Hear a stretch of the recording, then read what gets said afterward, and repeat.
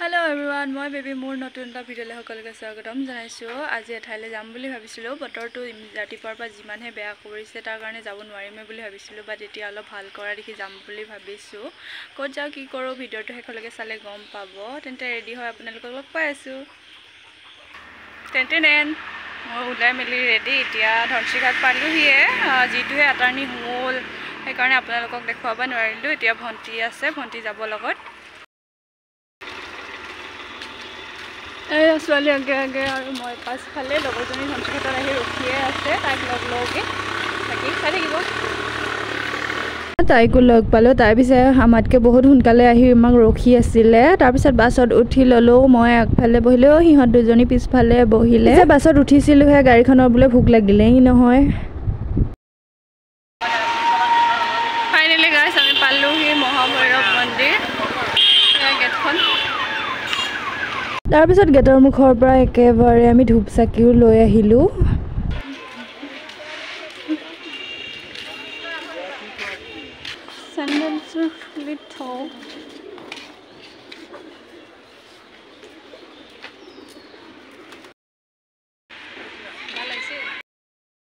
এতিয়া আমি ধুনীয়াকৈ পূজা চূজা দি আহিলোঁ। তাৰপিছত ইয়াতে এতিয়া চাকি জ্বলাম।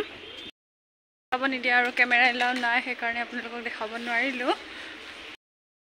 এইফালে হাত ভৰি ধুবও পাৰে ধুনীয়াকৈ। তাৰপিছত আৰু ইফালে চাকি দিয়া মানুহবোৰে ধুনীয়াকৈ চাকি দি থৈ দিছে। আমিও চাকিকেইটা জ্বলাই লওঁ।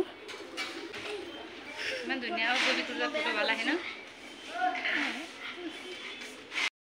মন্দিৰৰ পৰিৱেশটো ইমান ধুনীয়া, গছ আছে, গছৰ তলতে ধুনীয়াকৈ বহি থাকিবও পাৰি। তাৰপিছত আজি ইমান মানুহো ভিৰ নাই, তাৰ কাৰণে ভাল লাগিছে।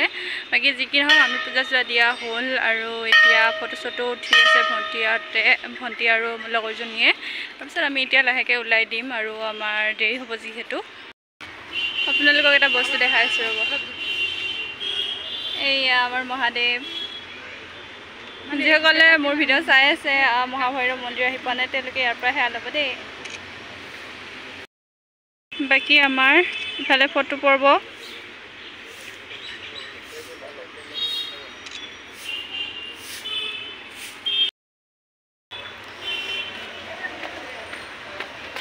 তো গাইজ আমি এতিয়া মন্দিৰৰ পৰা ওলাইছিলোঁ। আমাৰ এইকেইটা ফটো উঠাই হৈ নাহে। তো গাইজ আমি মহাভৈৰৱ মন্দিৰৰ পৰা ওলাই এতিয়া আহিছোঁ আমি অগ্নিগড় উষা অনিৰুদ্ধৰ প্ৰেম কাহিনীৰ ঠাইডোখৰলৈ। তো গাইজ আমি ফালেদি আহি আৰু এয়া এখন হৈছে মেইন গেট। আমি এতিয়া ভিতৰলৈ যাম বাৰু, আপোনালোকক দেখাই থাকিম। লগৰজনী আৰু ভণ্টিয়ে গৈ টিকেটো কাটি আনিলে। টিকেটৰ দাম পিছে বেছি নাছিল, 30 টকাহে আছিল। তাৰপিছত আমি টিকেট দেখাই ভিতৰলৈ সোমাই গ'লোঁ। তো গাইজ এয়া হৈছে অগ্নিগড় পাহাৰ। আমি এয়া তলৰ পৰা খটখটি বগাই বগাই পালোহি। একদম ভাগৰ লাগি গৈছে। ৰাতিপুৱাও একো খাই অহা নাই, পূৰা এনাৰ্জি খতম হৈ গৈছে আৰু ইমান ওখ হয়। পোৱালি মানুহ খেলিবৰ কাৰণে ধুনীয়াকৈ এবাৰ বনাই থৈ দিয়া আছে। যদি আপোনালোকে ফেমিলিৰ লগত আহে, বাচ্ছা চাচ্ছা লৈ আহে, তেন্তে হ'লে ইয়াত খেলিবও পাৰিব। এয়া হৈছে উষা আৰু চিত্ৰলেখা অনিৰুদ্ধক অংকন কৰি থকাৰ সময়ত। তো গাইজ আমি এতিয়া ইয়াত উঠিম। ইমান ওখ।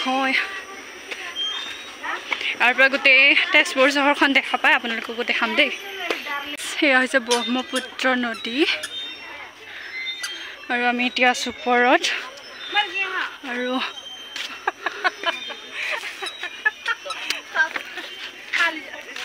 এয়া হৈছে তেজপুৰ চহৰ।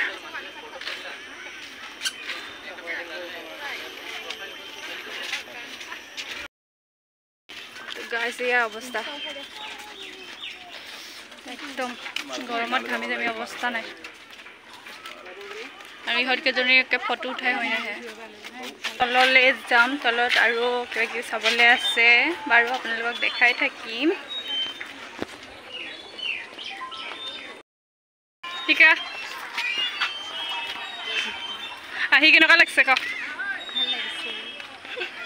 গৰমৰ অৱস্থা বেয়া হৈ গৈছে। এয়া হৈছে ঊষা অনিৰুদ্ধৰ বিয়া ইফালে চিত্ৰলেখা আৰু ভিতৰত সোমাব মানা কৰিছে নহ'লে আইনগতভাৱে দণ্ডনীয় হ'ব বাৰু আমি এনেও নোসোমাওৱে তো গাইজ আমি ওপৰৰ পৰা নামি আহিলোঁ ইফালেদি নামি আহি এতিয়া আমি ওলাই দিম আৰু নহ'লে আমাৰ ঘৰ যাবলৈ দেৰি হ'ব তো গাইজ আমি এতিয়া অগ্নিগড়ৰ পৰা ওলাই দিলোঁ ইয়াতে ওচৰে পাজৰে দোকানবোৰ আছে আমি চাওঁ কি কি আছে আপোনালোককো দেখাই আছোঁ ৰ'ব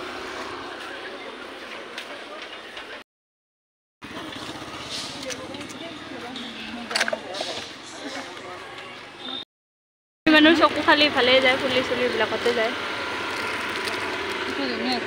তাৰপিছত আমিও তাৰ পৰা ওলাই দিলোঁ যিহেতু সন্ধিয়া হ'বলৈ হৈছিল গাড়ী নাপালে আমাৰ দিগদাৰ হ'ব বুলিকে আৰু যদি ভিডিঅ'টো ভাল পালে লাইক এণ্ড শ্বেয়াৰ কৰিব আৰু কেনেকুৱা পালে কমেণ্টত জনাবলৈ একেবাৰে নাপাহৰিব আজিলৈ পিছে আহিছোঁ বাই বাই